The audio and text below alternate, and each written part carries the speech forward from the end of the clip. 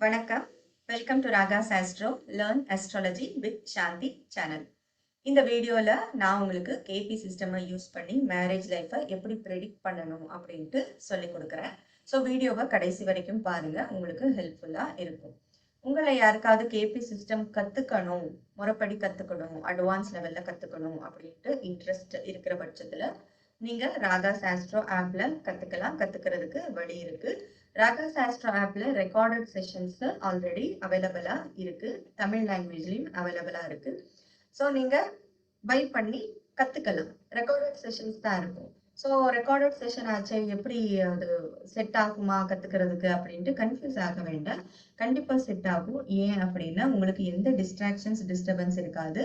Course கம்ப்ளீட்டா உங்களை மட்டுமே ஃபோக்கஸ் பண்ணி சொல்லி கொடுத்ததா இருக்கும். ஓகேவா? அதையும் மீறி ஏதாவது டவுட் இருக்கு அப்படிங்கிற பட்சத்துல உங்களுக்கு கோர்ஸ் அண்ட் சாஃப்ட்வேருக்கு 1 இயர் வேலிடிட்டி உண்டு.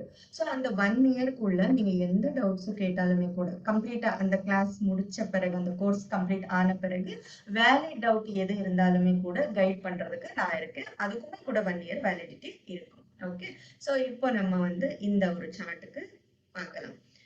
இது இந்த பர்த் டீடைல்ஸ் நம்மளோட ரொம்ப நாள் சப்ஸ்கிரைபர் கமெண்ட் பண்ணியிருக்கிறது. ஸோ மேரேஜ் லைஃப்பை பத்தி சொல்லுங்க அப்படின்ட்டு.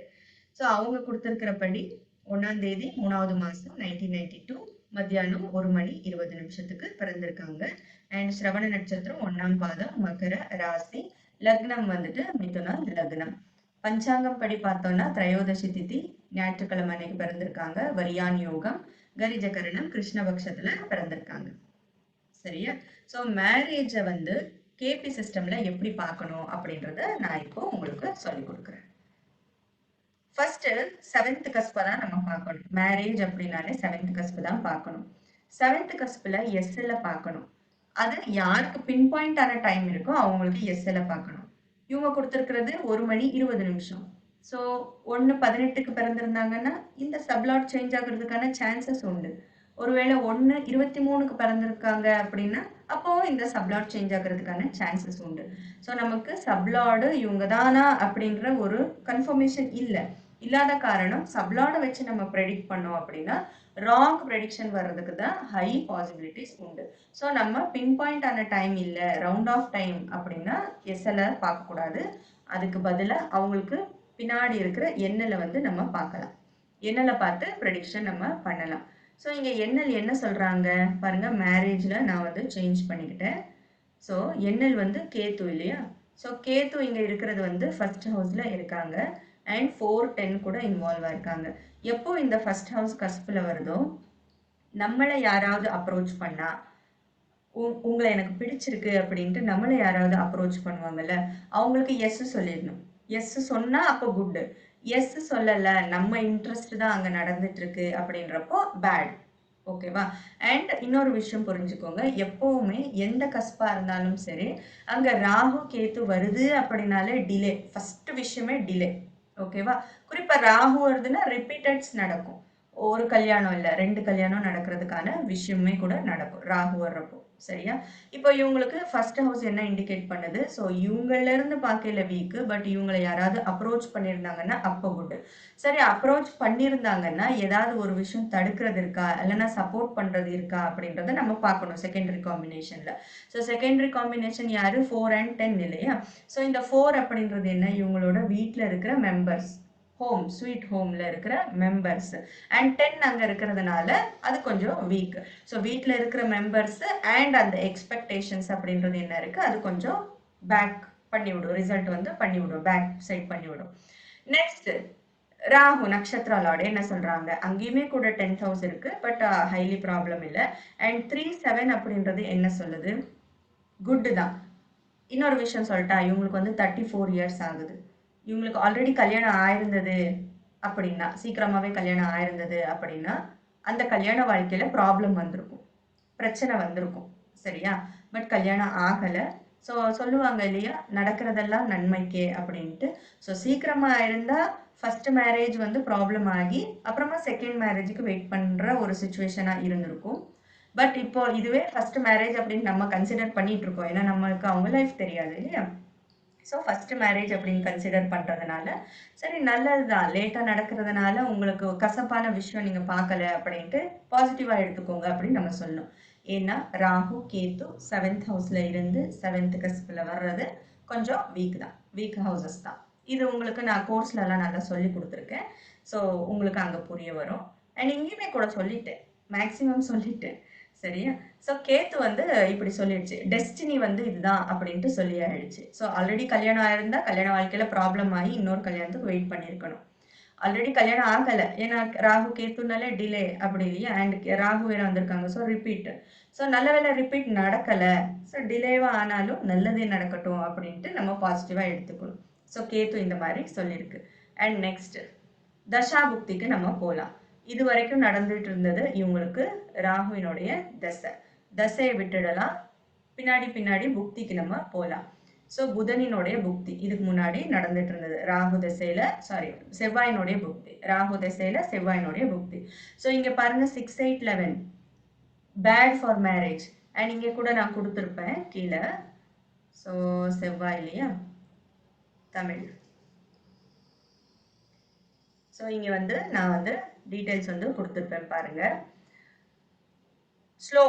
ஸ்லோ கல்யாண வாழ்க்கைக்கு அல்லது கல்யாண வாழ்க்கை தொடங்குறதுக்கு ஸ்லோ, அல்லது கல்யாணம் ஆன பிறகு பிரச்சனை அப்படின்ற ஒரு விஷயத்த செவ்வாயினுடைய புக்தியும் சொல்லியிருக்கு. ஆண்களுக்கு அதிக பலவீனம், சரியா? ஆண்களுக்கு அதிக பலவீனம், பெண்களுக்கு நடுத்தர பலவீனம். ஏன்னா 8th ஹவுஸ் அப்படின்றது அவமானங்கள், கஷ்டங்கள், வலி, வேதனைகள் அப்படின்ற ஹவுஸ் இல்லையா? ஸோ பெண்களுக்கு இருக்கிறப்போ அது வந்து ரொம்ப பெருசா அவங்க ரியாக்ட் பண்ணிட மாட்டாங்க. ஸோ என்னென்ன நடக்குதோ, வீடு அப்படின்றப்போ, கல்யாணம் பண்ணி போன வீடு அப்படின்றப்போ எதோ நடக்கும் இல்லையா சொந்தக்காரங்கள் மத்தியில. ஸோ அது என்ன நடந்தாலும் அதிகமா ரியாக்ட் பண்ணிக்க மாட்டாங்க, மனசுல வச்சுப்பாங்க. அந்த பெயினை வந்து ஃபீல் பண்ணிட்டு அப்படியே கடந்து வந்துருவாங்க லேடிஸ் அப்படின்றப்போ. பட் ஜென்ட்ஸ் வந்து அப்படி இருக்க மாட்டாங்க. ஸோ அதனாலேயே நிறைய பேருக்கு 8th ஹவுஸ் இருக்கு அப்படின்னாலே அந்த இடத்துல ப்ராப்ளமை ஃபேஸ் பண்ணுவாங்க, அவமானங்கள், இந்த மாதிரி ஒரு விஷயங்கள் எல்லாம்.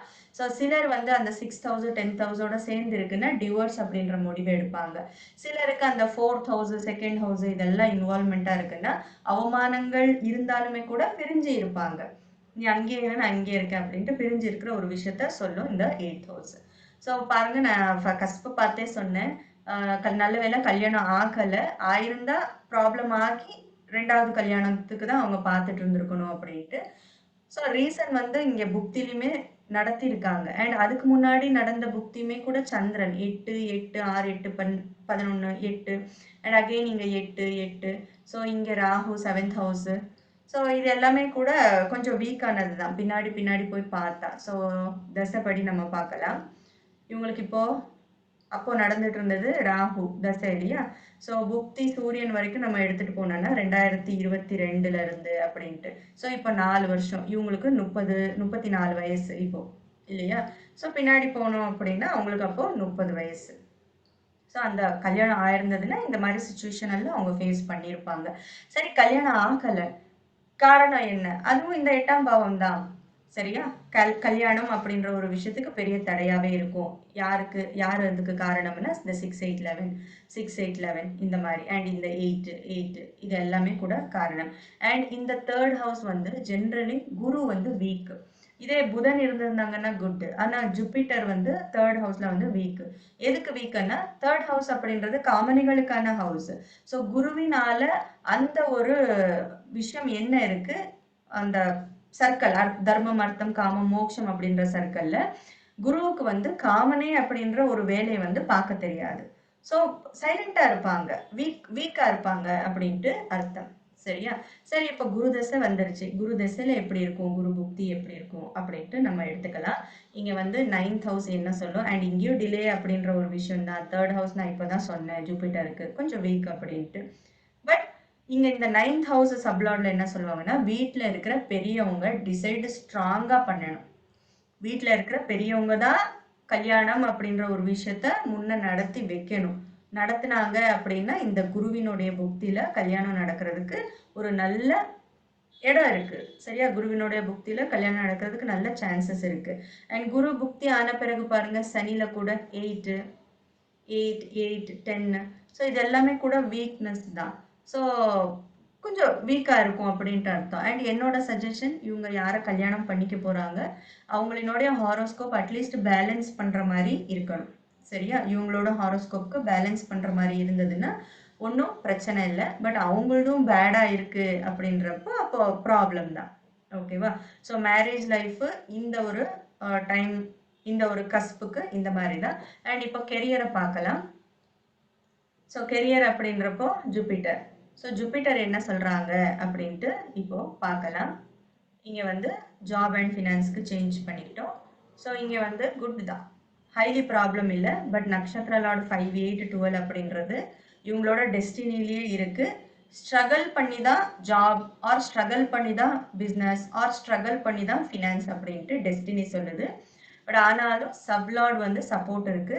அண்ட் இங்க ராகு வந்து 7th ஹவுஸ்ல ஓகே, ஹைலி பேட் இல்லை, ஓகே தான். 7, 10, 3, 7, 10. ஸோ பிஸ்னஸ் பண்ணா குட்டு, பிஸ்னஸ் பண்ணா குட். அண்ட் ஜாப் பண்ணாலுமே கூட பப்ளிக் ரிலேஷன் ஜாப்ல குட்டு. பட் கஸ்ப் அப்படின்ட்டு பார்க்குறப்போ இந்த 2 டயர்ஸ் மட்டும்தான் நம்ம எடுத்துப்போம். ஸோ இந்த 2 டயர்ல இந்த நக்ஷத்ரா லார்ட் சப்போர்ட்டர் வந்து 5, 8, 12 இருக்கிறதுனால நஷ்டம். அண்ட் நஷ்டம்னா என்ன? யாருக்காவது பணம் கொடுத்து ஏமாறுறது, அல்லது பிஸ்னஸ் ஸ்டார்ட் பண்ணிட்டோம், தெரியாத பிஸ்னஸ். நமக்கு ஸ்கில் இருக்கிற பிஸ்னஸ்ன்னா யாரு வேணாலும் பிஸ்னஸ் பண்ணலாம். ஓகே. பட் நமக்கு ஸ்கில் இல்லாத பிஸ்னஸை நம்ம பண்ணிட்டோம், யார் பேச்சோ கேட்டோம், அவங்களுக்கு நல்லா இருந்தது ஸோ நமக்கும் நல்லா இருக்கும் அப்படின்ட்டு நம்ம இந்த பிஸ்னஸ் பண்ணிட்டோம் அப்படின்னா அந்த இடத்துல நஷ்டம். அந்த மாதிரி ஒரு விஷயத்த இந்த 5, 8, 12 இண்டிகேட் பண்ணும். அண்ட் ஜாப் பண்ணிட்டு இருக்கோம் அப்படின்றப்போ ஸ்ட்ரகிள் இருக்கும், அதிகமான ஸ்ட்ரகிள், அப்படி கஷ்டப்பட்டு சம்பாதிக்கிற சம்பாத்தியம். அண்ட் ரேர் ஜாபை வந்து இண்டிகேட் பண்ணும். ஜெய்சீலன் சார், நான் உங்களுக்கு எல்லாமே பேடாக சொல்லிட்டு இருக்கிறனோ அப்படின்ட்டு எனக்கு தோணுது. பட் என்ன பண்ணுறது, இங்கே நீங்களே பார்க்க முடியுது இல்லையா காம்பினேஷன். இங்கே என்ன இருக்கோ அதுதான் உங்களுக்கு சொல்லிட்டு இருக்கேன். ஸோ எனக்குமே கூட சோகமாக இருக்குது மனசுக்குள்ள, என்னடா இப்படி சொல்லிட்டு இருக்கோம் அப்படின்ட்டு. அதுக்காக தான் திசையில முடிஞ்ச அளவுக்கு இங்கே வந்து நான் எடுத்துட்டு வந்தேன். ஓகே. சூரியனையும் ராகுவையும். ஸோ 9th ஹவுஸ் சப்போர்ட் இருக்கு. ஸோ எந்த ஒரு விஷயத்துக்கும் இந்த ஒரு குரு தசை ஃபினான்ஸ் அப்படின்ட்டு வர்றப்போ ஒரு சப்போர்ட்டிங் ஹேண்ட் அப்படின்றது கொடுக்கறதுக்கு தயாரா இருக்கு.